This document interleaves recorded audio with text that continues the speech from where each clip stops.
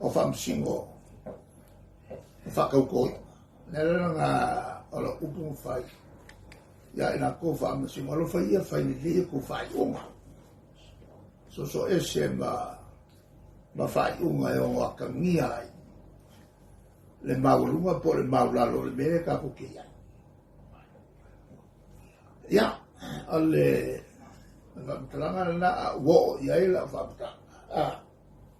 E whakau ke rei mele an whai ma koe whoia ka koe no tala whakau. Koe kilo i mea kupu. Ma whanau loa. Era ngā kau ke rei le tō role as a newspaper o media. E whanau i loa whai unga. Ma whai loa ai ia i unga o unga whai. E mangui ai pe malei ai ka kupu. Tau tene tō rola. Ai a ngā fo i mea kupu. O le te leo leo ngā mea kupu. Mawai mawha whonga le. Mo le a ngā i lunga. Ia, ale tari atu na le si. Pero tula ha po ile tau tula tula o fio no le fa tua ia le na ta pena o tula fono o tua ia i vai na fa o fai le na fai wa la ona te e ma le fi ole mga pule fa ole la ko nga manga e alo ia anga le mangu ke ia i la ka ole anga mai kula fo ka si la sa fa e fi me ko la ri fo la so ma kaukala i me kaupu. E sa fa e fia me. E kaula o nga vapea. O e fia me nga i e ko, nga me nga le, o le whaki o nga fo nga i a fia me. Ai loko bako fa i fia me. I le, vai o langa minskale. E sa fa e fia me. O langa ngara o le upo e la fo mai, e fo e vai.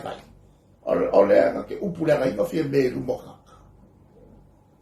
Ya so fina, I don't know if you put some more on this. I didn't find tala no man. Se mangkua fo le siku. O me e fai ala safa i e ma. Ma le oka. Le whaururu i ai, ta whaururu i ai.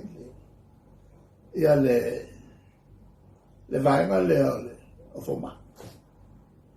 Koe loa kumaka i le ua ave i le ona. Langa wika. E la vea i la ma le koruanga o lea. A leo ke vai ako. Anga iai se me whale kongu i la. Ma ngwe ke foma. He whakwa ke nge a foma. I le rua ko o ia. Ma le rua ko le ua pule nge. Ma le kofinga o kama i o le pisasi le kalamou ia e le i lava le experience.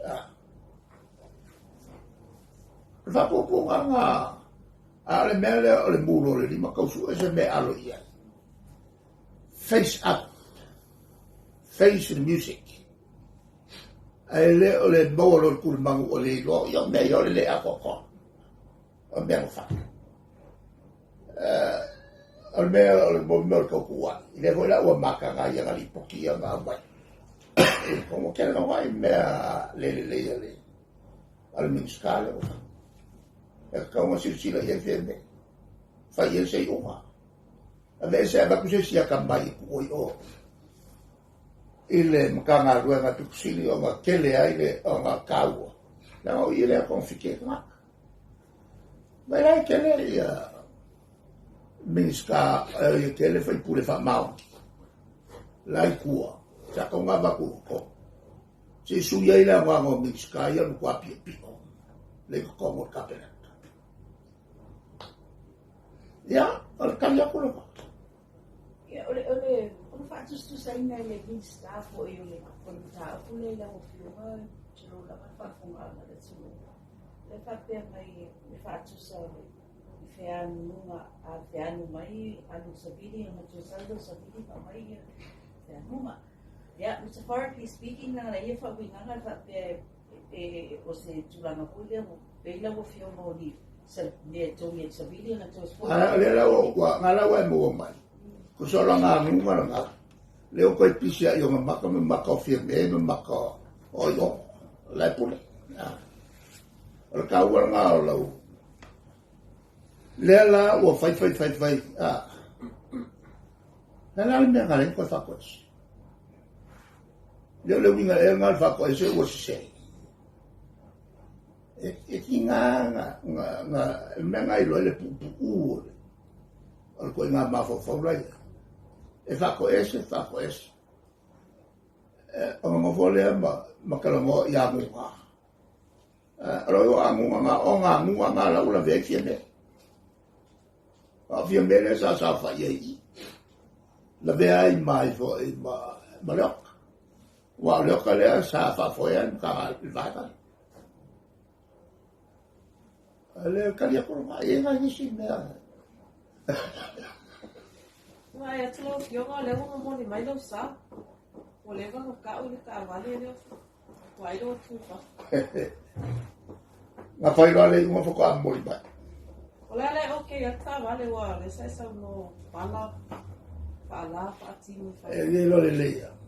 So se ka vale a kuku mo le lua. E leo koe se lo pasa. E le ala ua ukaria. Langa hele mea ukaria.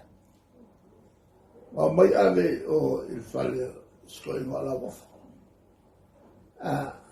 Le ala la wafo lai o inusi. E le ngase sionga whaku.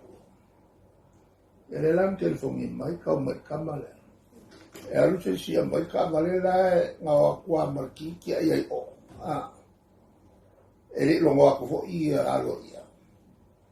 E le ala mua alu se sia mai kukui. O tosu mai kaya kukui. I whaku. E se mea e whai kukonga, e se mea o pai whai whafo. Ia, o le a o maua ngā luenga e fo ia e whatino merili. Ma ke awa tele whongtalai. Awa i ala tu umo lea e tofima. Pawale o le mea. Awange e wakun kofinga e whafo. E whaalo i e koko. Al mele o le pleskenge, e se a pleskenge, o mea ngā fo ine le alo i e kongo o le palme. O mea ngā kofinga whali vaenga la kou, ale au purikua. E le la se purikua e luaku, whaingi me whapenga e koko. Lea e a whai a wasasi le vaenga le la e wha pleskenge o se whaipule, koi minska. Ya, kaki ai persasi, ele a luaku makulong kofinga. E makuale e masalo i e kongo. O whainga whapalme. E le kongo fo i o le a fo i o kula fonga le maka, ni me whapena. Ya. Ani o pōre ngana ua whionga i le koe ngā whaipisi nisi i sainga nena rorofi mai i le whako singa le tātou minister o whātoanga mani minister o tupe. Fwoi le nei a veasa moa mano whanga, fwoi le nei whanga lua i ana ko pisinisi. E fua le whisiri ngā o le whaasala launga o Barafafo, a news mai whafo le sa. I rai whautala mai whapea o le matai sa moa, o le whaipisinisi saina. I ama le parteso.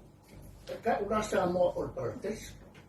E fōringa mai o lea, mai e saina ni. I le tātou partes. I eina ni tu e whakore ina ila o whionga ona o le o ni a whaina po ni lama tianga e ono o tātou partes. Le kuranga lea i le investors. O whaipisi nisi. E o mai ngā lua i tono le tino. E whai umai malo. E wai usa mo se meri le. E mo e ngā ruanga. A so se whaipisi nisi e sau. E a mulimulia e kā kokura fo. E le sau se whaipisi nisi. O sau lea soi e kā kokura fo. po oe o le sainga, po oe o le palangi, po oe o le kamauli. E kusa lele. Ai le karinga ka sol kula fongo i whawhoi o mai kong. Wai mai fo koi sol kula fongo fo kong. O le ngangala me me fai pisi. E alanga o mai akina. E mangako. O le kungu ulea e makua malu le yon kula fongo. E pui pui ai lako. E le o mai la i sia kungu. Sia ngai mai ka ngaka sol kula fongo i pule al malo. Awa o le unga o le mera ma. E le fai fonga maku la po business. Ai e fai la fai business si.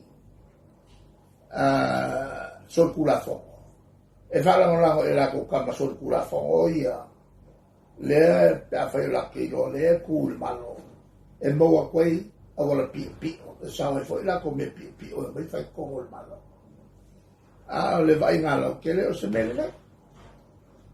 Le mele nei fai la e whai marmarama. E kele alu whalilo lilo i o. Ma e lafi. E le ka ua e lau pari mia. E le ka ua e kāpenaka. Ai alu whalilo lilo i o koso aku male.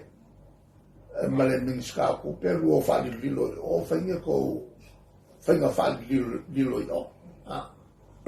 Mela ngai le kanga koe e tentu stele mo le malo. Ia wale o vai aku a kakongo sulua.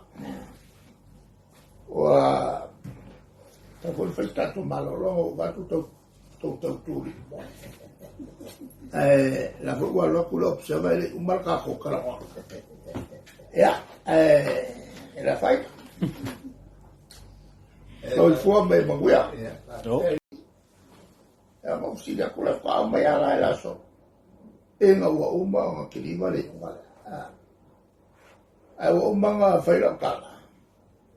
Kile fiti ki e la nga o kamarea masala. Le le wala nga mai. E le la wa mai fai la ko fa makanga ia le. Ia se mako subaka dala wo. O le mea kong fai. Kulora ka vale le a second hand ka whama. Ai a vanges ka vale la koe a me sero e la wofo. Inga ia aka mi ai le koe ngā ko wha e kong fai. O second hand ka vale a me pela ka sero e. Nau koe whafo i le. La koe ka vale sa whawa inga whala po tonga na o mai ai. O leo o whērua i koa i ai. O whalono mai. Leo o whērua i koa i ai ma le nganga whawhikai. O mai se ka vale fou.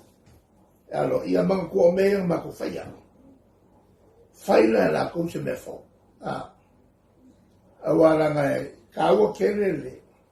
E kulanga le kule mai ai le fianga ia la wofu. A whaila makiri whaia kai mire ngā. Whaila se lako whainga e kaua i lako se mefo. Waila nga kaua umale ia ia kulanga i.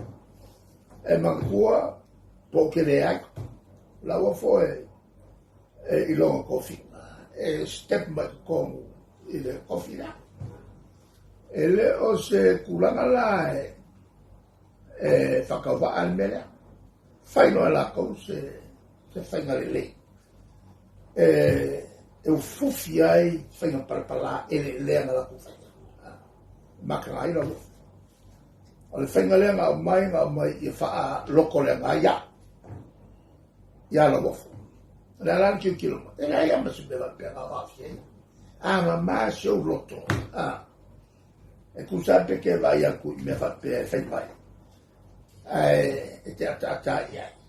Ma tu upe le tu e ko ta. O le mena como fai e tenga malo. Fa ke alo mu le ai nga ia mea. La u lo i nga i fons kalai. Fa ke ai mu le ai.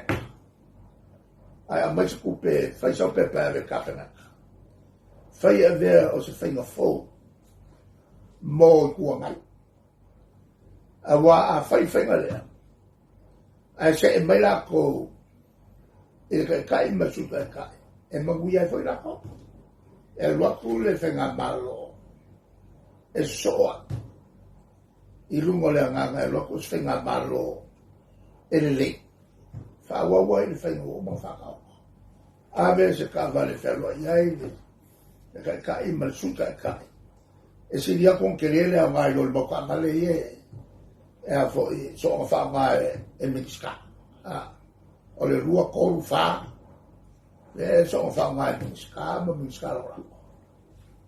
ora o nga luenga le fai e la o le mo kwa ka u ke le mo lu ma yo le mo fa ai ava pe fo ya ko ka ba e a man ska ba le ferlo e ma ko fa lo kus e si dia con cavo e lo cavale le fa ma fa nga luenga fa kwa nga ko ke lo la ko ye ya ama ko malo ole a nga mo le ya ole talia tu la fa kai ale sa va fa nga ya le si me lo sa Deixa ta talo ku pe che le ta vale l'area o le ta fai o che mi umma calo o che le o che calo che mi umma ya ku ese ya che volo le ya go ye mo con sa mo con cavale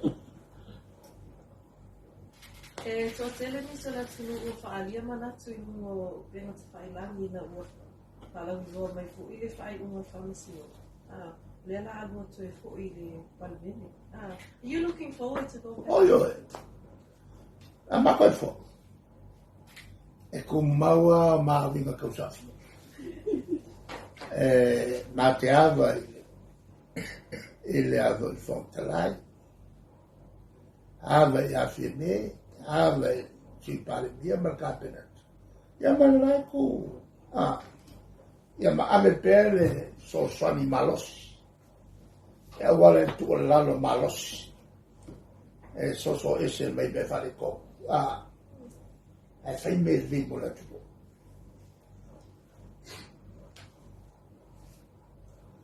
ale tu la malna e se nga go ni le makika Allora le tue falon totala in fondo totala e metafo. E fai ngoe la kou le melanga o le whanong ka. E fai ngoe matou le melanga o le matalia.